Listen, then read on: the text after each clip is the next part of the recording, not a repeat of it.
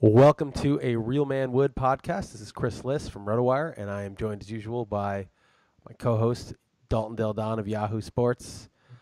What's going on, dude? How you doing? Doing all right. I'm a little tired. I'm coming off a long trip. I left Friday morning. First went to a couple hours Sacramento, saw Adam Carolla do stand-up, good guy. It was at an Indian casino in Sacramento. I was going to fly out for the next morning from there, so it just worked perfectly. I'm a Carolla guy. He was funny. Actually did really well at the tables. I'm telling you, the best I've ever done in my life by far. How much? I don't know if it's just. I won close to $1,000. I won around $8. I mean, with tips and stuff. Really, I was about $1,000, honestly. Right. Nice. For me, that's huge because normally I lose. Right. I mean, breaking even, I consider that a victory at the tables. Right. Good for you. Yeah. Yeah. But no, it was fun. So I'm not drinking these days, and maybe that helped. I don't know, but also might be Vegas. It's easier to win at a random Indian casino too. I'm not really sure, or it was just lucky breaks. I don't know, but that got off to a good start. You buried the lead. You're not drinking these days? No, I'm not drinking as much as I did in the past. Yeah, just trying to get a little healthy for once. We'll see how it goes. I see. Old age is now kicking in. That's what happens. A little bit, yeah. 36, you start thinking like, dude, it's not safe. A little bit. Yeah. A little bit. I mean, yeah, a little bit. But anyway, so I got a nice steak that was $75. Guess how many ounces? I'm gonna say 8. 5 ounces. Oh, see what I did? See what I did? I let you have it. I know exactly where you're going. Explain what a dick you were on the XM audience. show the other day. Yeah. When I said there's some incredible thing. I was like, what do you think his OPS was at home? Charlie Blackman. And you're like, 1250. And I was like, dude, 1239. And you outguessed me to just just ruin my point. You see how I gave it to you? I could have gone 4, but I said 8. It is showing a poor connection on my screen right now if you want to worry about that. Fuck. Let me reboot. I never did reboot. Now it went away. Let me reboot. I kind of like the beginning of this, though, unfortunately. Let's just fucking redo it. Nah, well. It's fine. The connection does not show that anymore. It's good. All right. Fuck. Went away. I just don't want to edit the video. Like, I can't edit twice. I can do the sound editing and then to fucking do it all over again. What do you want to do? Keep going? Just keep going. Fucking power through it. But I should have fucking rebooted. My internet here is garbage. You're good now. Anyway, yeah, it was Charlie Blackman, and I love how I get a hard time for coming within 11 percentage points, by the way. But you still give me. But I get the general point of what you're supposed to say. What do you have, like a 1200 OPS? 1150, and I'm like 1239. Right, yeah, exactly. But anyway, so you did go over, but that's pretty expensive, right? For 5 ounces, it wasn't amazing. I've had better in Vegas, but it was fine. It's good, but that's pretty expensive. If you lost 1,000, you wouldn't have been too pleased with that fucking steak. Exactly. So I did well at the tables and flew to Phoenix for LABR, which suddenly just turned terrible and somber with news of Steve Moyer. I want to get too crazy deep into it because people have said stuff far more eloquent than myself, and people were closer to him than me. But I was sitting next to Lord Michaels when he read the email, just myself. So it was pretty intense to learn that news. I love the guy. Every year I'm in the same NL with him, and it's always fun. Great dude, and totally unexpected loss. Yeah, we talked about it on the XM show and all that, and sure. I don't want to belabor it here either, but yeah, a very good guy and someone was like I considered a friend and super interesting and different, and I mean, like to tell you how it is. I really loved him, and so that whole somber mood across the whole event, rightly so. And then then the auction happened. AL Saturday night, I watched it, and then NL I participated. XM people were there, and you were sorely missed. I was? Wow, that's such a surprise. I assume by now you Nutless Monkeys would be over it, but nice of you to say so. So then we'll get into these details too. So we also had Yahoo friends and family jumping in together the day before that Thursday. Right. So then I stayed actually on Monday. I stayed the night there, Sunday night in Phoenix, and went to the Camelback Ranch spring training facility and shot video. I don't know why. Yahoo knows by now that I have a face for radio. But I was shooting live. I'm not live. There was live video, but there were hecklers like yelling at us in the background. It was kind of funny. So much respect for those hecklers. Those hecklers, a real man would heckle you, of course. Right. Yeah. Thankfully, I have an editor, and as you know very well, it takes a long time to get this post. So then I did that all not all day, but some of the time. Monday, got back late, so I'm a little tired. And like I said, as we already said and stated, I'm an old man, so. Getting too old for this shit. Nice. Sounds like a busy week. Yeah. I'm actually going to New York next week for Tout and for the NFBC main event draft. So that'll be my version of that weekend, I guess. But it's been mellow because I've only done 2 drafts so far. I've done that NFBC one, and I've done friends and family. Which you want to talk about first? The funny thing about NL LABR was that, and I won't get into all the details. I think those are beyond the scope of this video cast. Would you not agree? Oh, for sure. Yeah. Oh, yeah. Oh, I'm not sure exactly what there's so many things you could be referring to right now. Right. That, yes. Yeah. But you know what I'm saying. Anyway, so I'm like texting you during the NL LABR draft, and you make like a joke beforehand, like, I said a real man, or you said, a real man gets 3 or 4 pitchers or goes all in on pitching. And I'm like, don't bitch out. And I'm like escorting you via text during the auction. Like, I'm sure while you're getting these texts from me, you're actually bidding on players. And you did do it. So much respect. You did. Your team was horrible, by the way. You didn't execute on the hitting at all. I mean, you totally blew it. But I do respect it. Let's start there first. But I did tell you entering. I mean, let's not make this be like it's your idea. I mean, you did give me credit, and you did give me some good options once I was all in. But I went in telling you, like, what if I just bought all the pitching? Right. And you're like, do it. And you probably contributed to me, and it was funny. And you're calling me, don't be a nutless monkey. And it was just funny. Yeah, Kershaw, Syndergaard, Jansen, Strasburg, and in an NL only league, I bought them all. It's just hilarious. So if nothing else, it's different than the general spending patterns you'll see in 99.9% of these type of leagues. Yeah, I mean, what's the point of doing the standard thing and finishing 6th place? I mean, you might win. Who knows? But you might win now. I mean, it's like, again, maybe someone's worked it out that doing exactly what everyone else does is optimal. But I did think you blew the hitting, though, at the end. There were so many guys you could have got, and you just kind of got the wrong one. So. Well, we can go over a couple of those. I think an interesting thing just in general to talk about is what categories to punt when you do extremes. And especially in only formats, I think it's far more conducive to punt categories, whether it be saves or in this instance, I kind of punted batting average is what I did. We were power and speed. So I know what you're going to tell me. It's really clear is that I should have got your boy VR. Yes. And he went for fairly expensive, 18. Yeah. And so a couple things, like Hedges and Ionetta are perfect for that strategy at catcher, and even Jock Peterson at 12. And then I added Dyson for 6. Chase Field, one area where they don't really talk about as much is oftentimes when they talk about park factors is that contributes to base stealers. So, and in this format, I don't even care if he's a pinch runner. I'm not going to be like meticulously changing lineup moves. So I'll get some steals to go with Billy Hamilton, like Tapia, some upside. But the mistake is like guys like Belt, because I want an extreme guy. That was one. Belt. Right. I think you should have got like Todd Frazier for a couple bucks cheaper. Yeah, that would be a good one. Yeah. And then also got VR instead of Franco. Like I told you to get Franco because he was kind of a last year's bum, but he went for kind of the full 15, and he's got some playing time risk because what's his name? Kingery could take his job, so there's some risk there. I don't know. Yeah. So I actually went I went opposite with you with VR because I ended up with Sogard for $1. But I will have one blaming. This system doesn't show your bench, so it wasn't showing our correct max bids. And I should have known that because it does this every year, but I just forgot for whatever reason. I don't know. What reason would that be? So I ended up with $3 more so on the table. And that would have been like I could have got like Adam Fraser as my middle infielder easily. Instead, Dilson Herrera, that's ugly. So that's the one thing. It wasn't actually totally my fault, but kind of. But you'd think something this important, I'd like to look and just see my max bid be correct. But oh well, really fun time. And what about Trevor Story for $21? I thought the cops were going to show up and arrest me right then and there. I mean, they should have. They should have.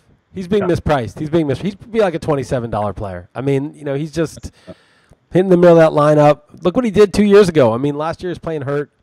Just I think there's just a few players that the market misprices. I think that where the gaps are sabermetric unfriendly players. They don't like people don't like Javi Baez as much as I do because they think he's not going to get at bats, and they think he's not going to get at bats because he's not sabermetrically friendly. They always assume the guy who draws walks, like, oh, that's so good, he drew walks, or if he doesn't draw walks, I don't know what's going to happen. It's like it's not really what our game is about. It's just a playing time indicator, is all it is. Right. And obviously the steals but then you do have to factor in real life things like defense because it could factor into playing time. So it is tricky. Right. Walks and defense are similar. Sense. Walks and defense are both walks, defense, and contract. Those are the 3 playing time metrics, right? That above and beyond the fantasy stats. So, if a guy sucks like Jason Hayward, but he's got a huge contract, he may play. and defense, right? Jason Hayward has all three, actually. He has nothing going for him fantasy-wise, but he's got all three playing time metrics. He's got defense, on base, and huge contract.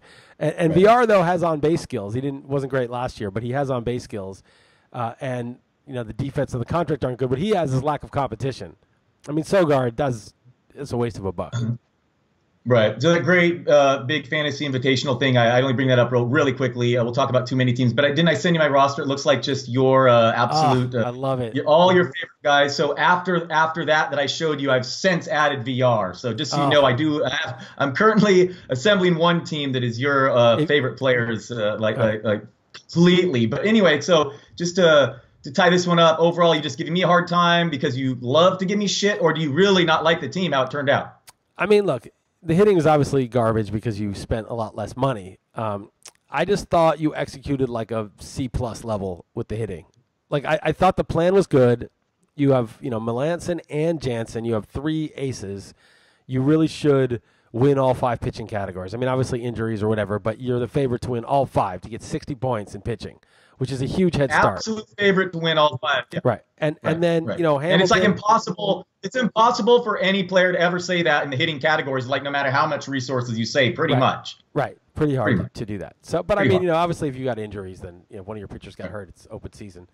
But basically, so you're a big favorite for 5 categories. You're a favorite to finish in the top third in steals with Hamilton and Dyson and whatever else you get. Story will steal some.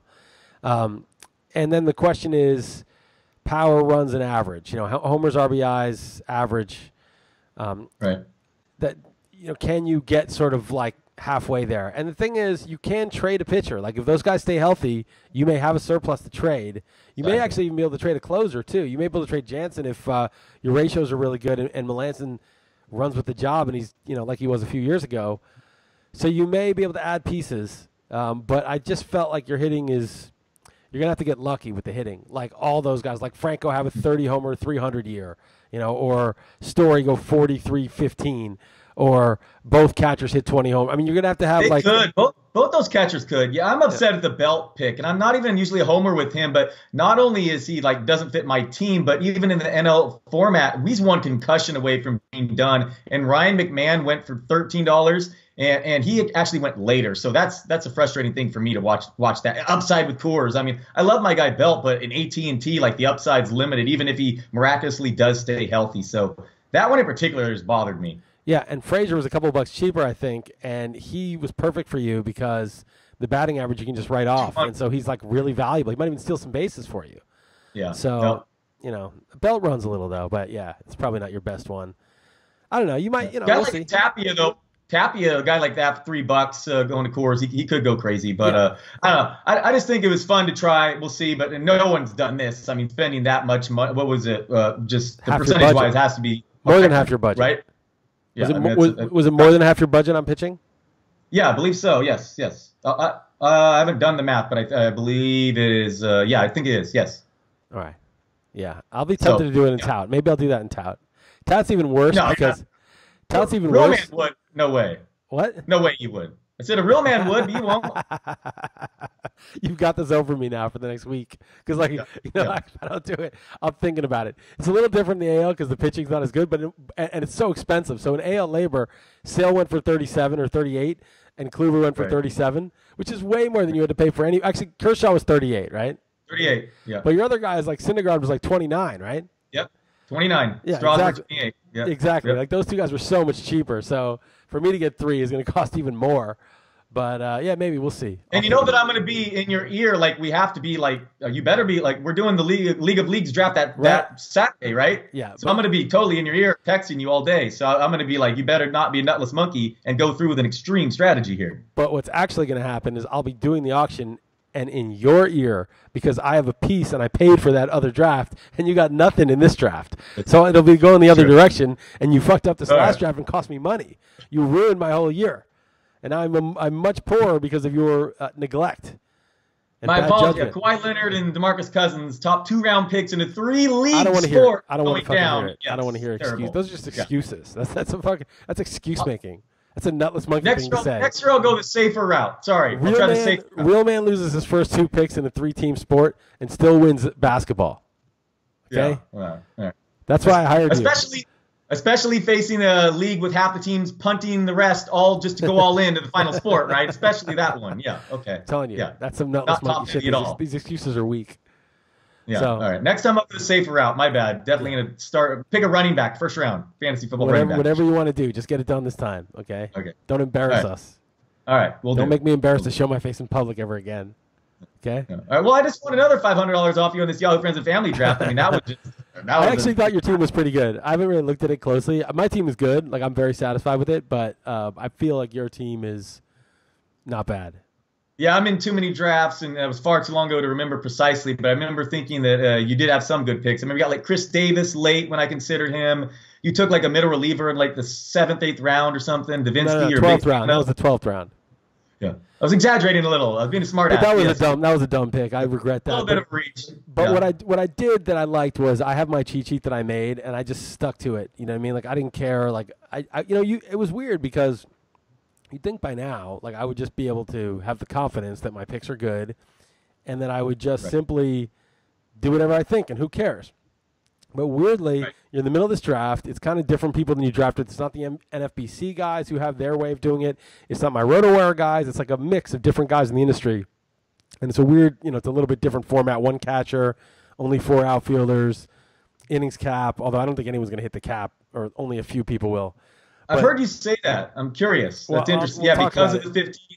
Yeah, okay. There's too many teams, and there's not enough good pitching on the waiver wire, and you're just going to get killed streaming. I'd rather, like, get to 1280, and have a good strikeout per inning and have good ERA and whip than try to push it and get killed on ERA and whip. But either way, I really had to stick to my guns. I had to remind myself, like, who do I want to take here? And it was a hard draft because people knew what they were doing, and it was deep. It was 15 teams. So I was kind of like, all right, Javi Baez is the top guy on my list. I know his ADP is way lower, but I'm going to have to think about whether I want to just take this guy knowing that he might well be there on the way back, and take my next guy knowing that he might well be there another round, or just like try to look at ADP and take someone else I don't like as much.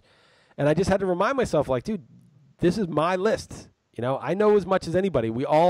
Nobody has the answers. You got to trust yourself. And I don't know shit. We don't know what's going to happen this year. I mean, I'll make some bets based on my observations and my hunches, but we don't know shit. We don't really know what's going to happen. So you have to trust yourself. Nobody knows. You do the best you can. You analyze it to the best of your ability, and you stick with it. Where you get screwed is where you have your list, and then you hear some stuff, and you hear that, and you see ADP, and you start jumping around.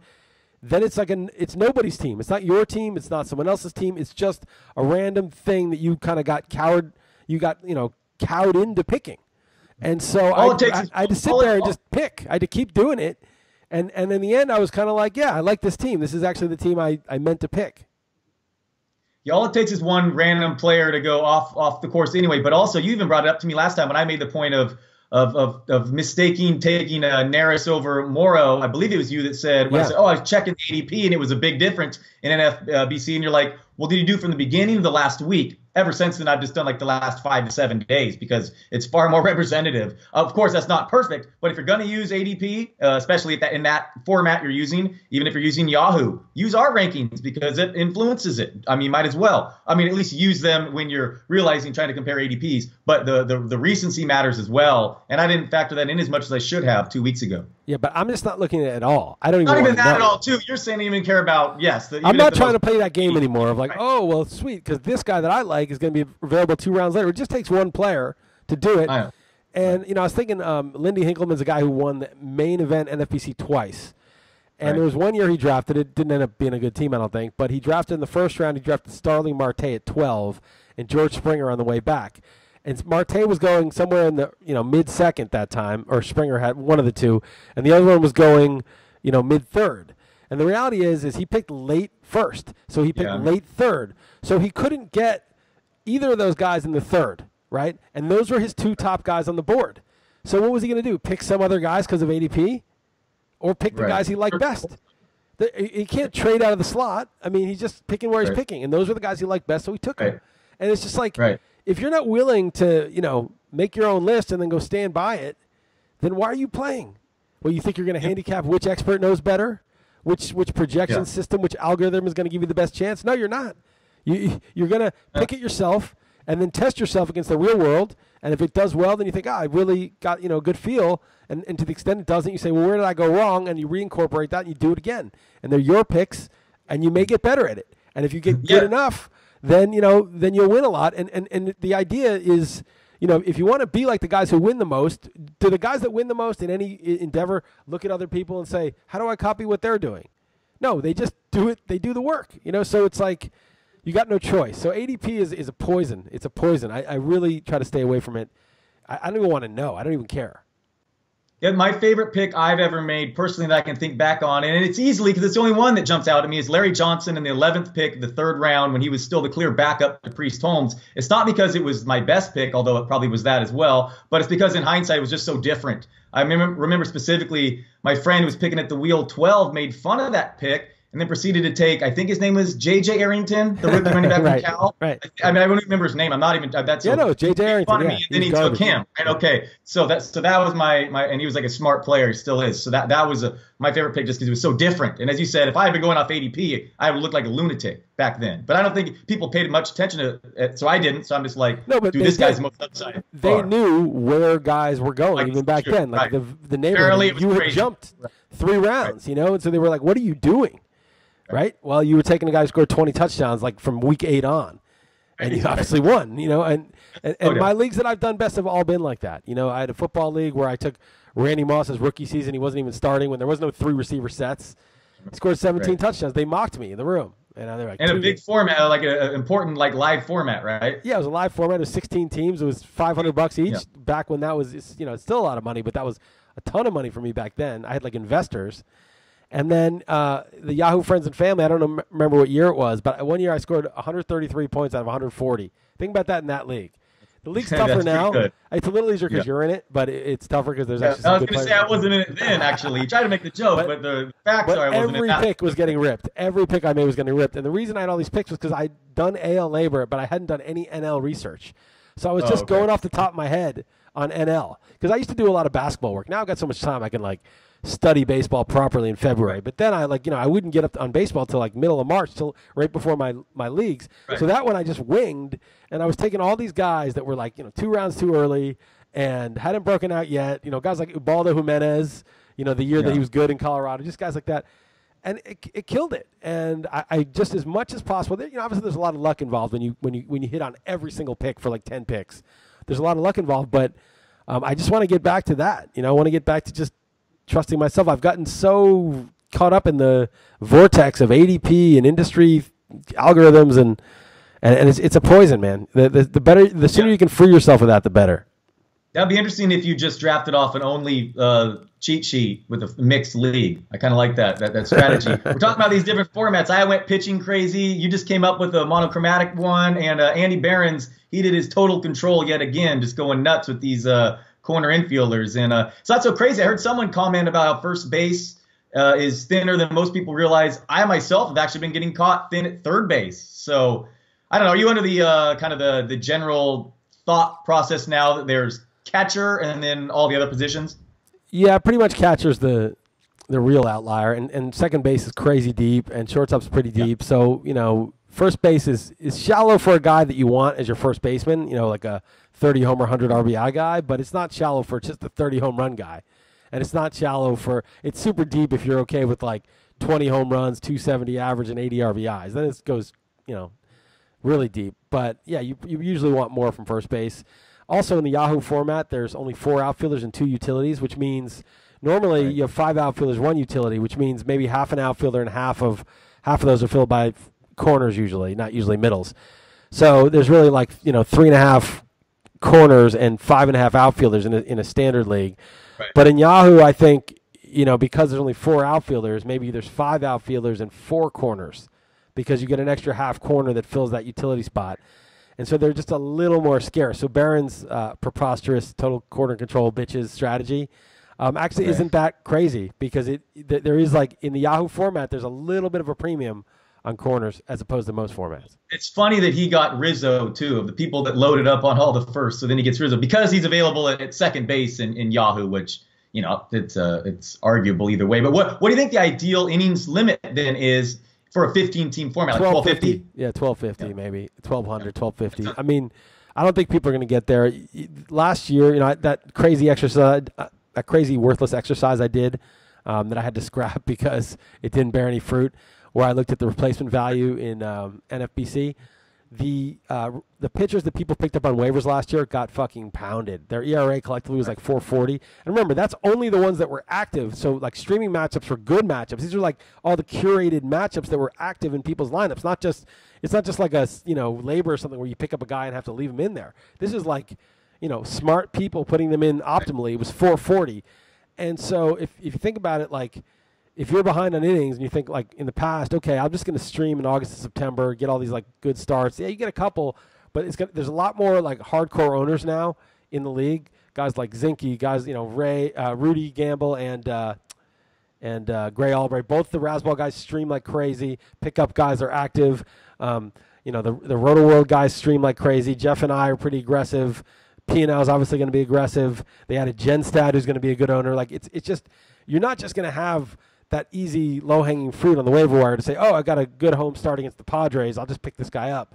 It's going to be taken. So the guys that are going to be easy to pick up are going to be dangerous. And I almost think like you're just better off like not trying to pad on those extra wins and Ks. And the quirk of Yahoo, right, and obviously you know this, is that on the last day of the season, or not the last day, but when you're right up against the innings limit, say you're 2 innings under, you could put in like 10 starters that day. Well, not 10, there's not room. 9 starters and get like 60 innings the last day. As long as you enter on, yeah. As long as you started the day under, you can go like 40 innings over. And so when everyone was hitting the cap, there was a huge advantage to loading up and going way over the cap, like having an extra huge advantage in wins and Ks. But where people aren't even going to be there, it's just there's no point in forcing it. So I think it's going to be there's going to be a big advantage to people who have like pitchers who just stay healthy, and even guys who have low K rates who are good ERA and WHIP and wins. I think those guys are going to be a lot more valuable this year. Well, that was absolutely part of the reason I won last year. That last day of the year, I knew I just had to do it because everything was so competitive, and I figured others would do it because it's been so known for so long, and people usually do in this league. But I loaded up on scrubs and finished with just really lucky ratios, just completely. It was like 38 innings of WHIP below 9.95 or something, and it was great because people tweeted the in standings. It was so great, and they looked at my roster and they're like, "How did that happen?" Because I had dropped so many players. But this is a fun league. We talk about it. And before, in the past, there had been no money involved. So, of course, I'd try to be competitive and want to win. But, in fact, I just took so much money from you last year and can do it again. And we talk about it. It's great. One guy I wanted to bring up because this guy just never would. It's one thing if someone gets struck by lightning, but getting struck by lightning twice would really be something. Yeah, that would be rough. Okay, this guy will end up on none of my other teams, I would imagine. But how did D. Gordon end up on my team? What, like mid-third, 15-team league? He doesn't strike me as a list guy. No, I don't want D. Gordon. He's not. He'll be. I mean, look, I can't argue with the value. He hits 300, scores 100 runs, steals 50 plus. I mean, you got your money's worth there. I don't see it as a bad pick. I guess I just want to get my steals, scattered throughout. There's a lot of cheap late steals guys. I got guys like Carlos Gomez get some steals. He had 13 bags in 100 games. I have, VR was not cheap, but cheaper than that. And I want to just get my steals like a little bit here and there. I don't want to, Gordon is a little bit more defensible because he's an infielder, but I certainly don't want Billy Hamilton unless he comes at a huge discount. In the only league like you got is fine, but in a mixed league, you're really giving up so much pop. I mean, you're giving up an outfield slot where you're getting nothing.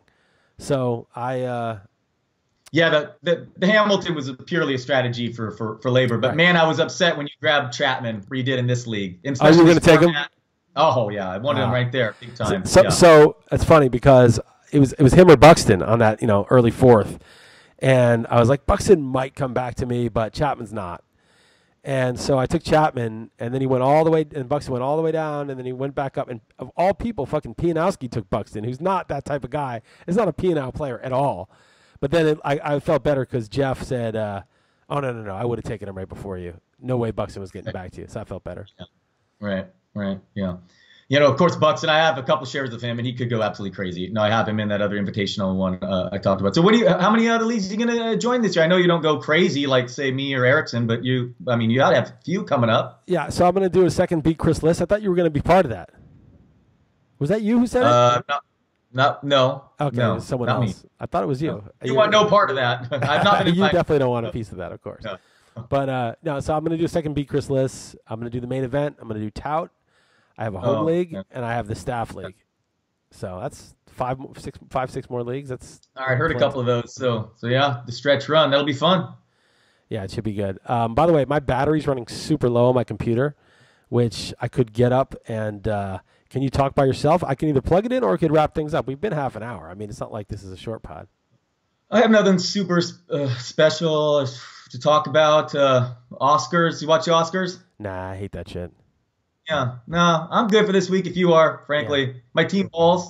I mean, the LABR Masters. I don't remember exactly who you took, but I remember thinking you'll blow it, like you'll make some stupid moves at some point, but this is not a bad team. Like you got Kershaw, which I was bummed about in the first round.